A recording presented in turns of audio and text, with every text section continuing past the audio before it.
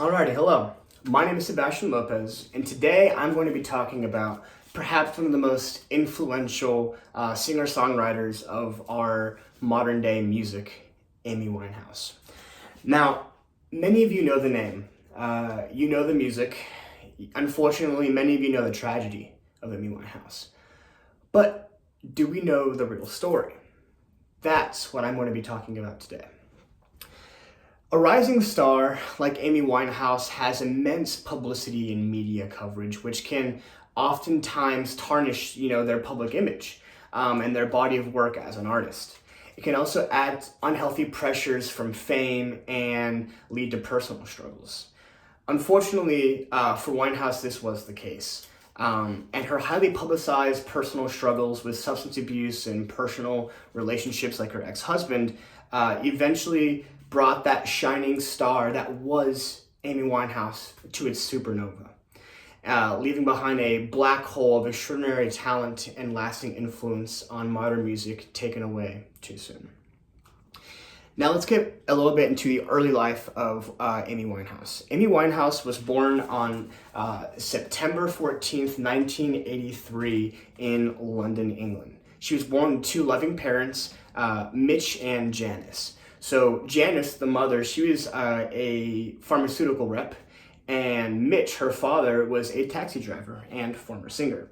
Amy Winehouse was raised in a very musical household. She was taught a bunch of instruments. She was exposed to jazz, soul, neo-pop, R&B, and even rap at a very early age. This was all due to her father, Mitch, who, as I mentioned earlier, was an aspiring singer himself when he was younger. So he kind of brought that up with Amy.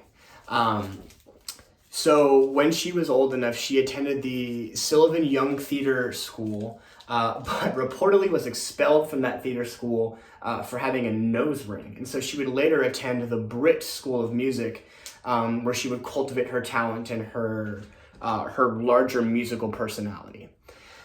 She began writing songs at the early age of 14 years old, and by the age of 16, she was already performing with large jazz bands. She was also a member of the National Youth Jazz Orchestra and recorded several songs before getting a publishing deal with EMI.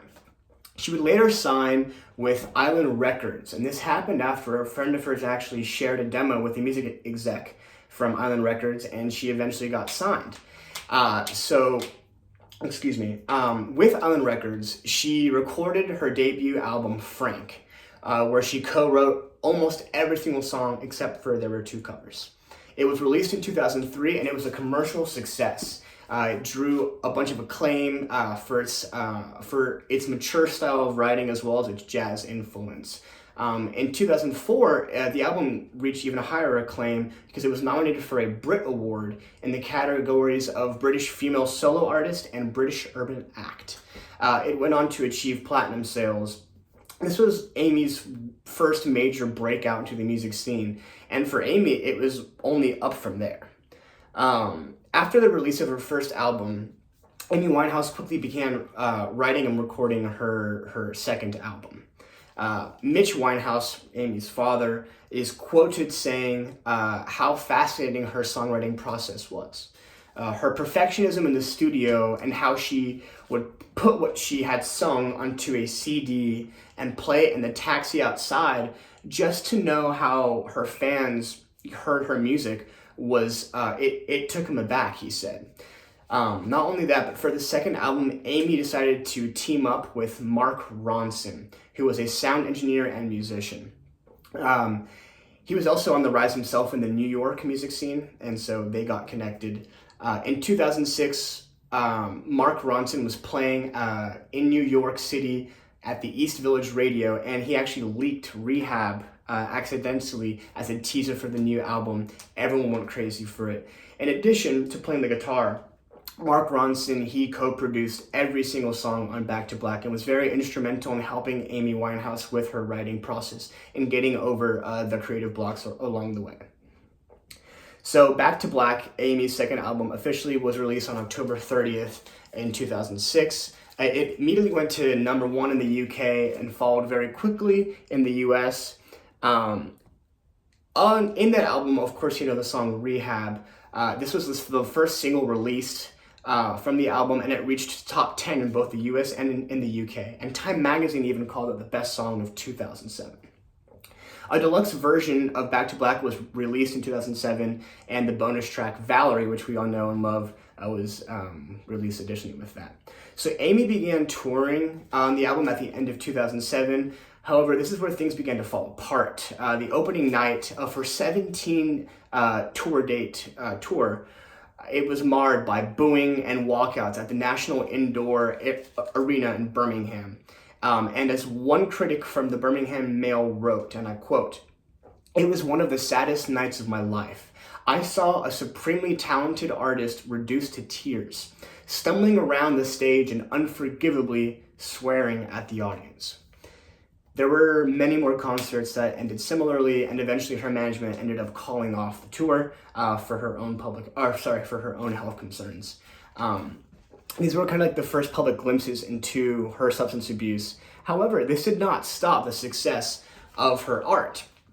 And in February, she won 5 Grammys. That's right, 5 Grammys.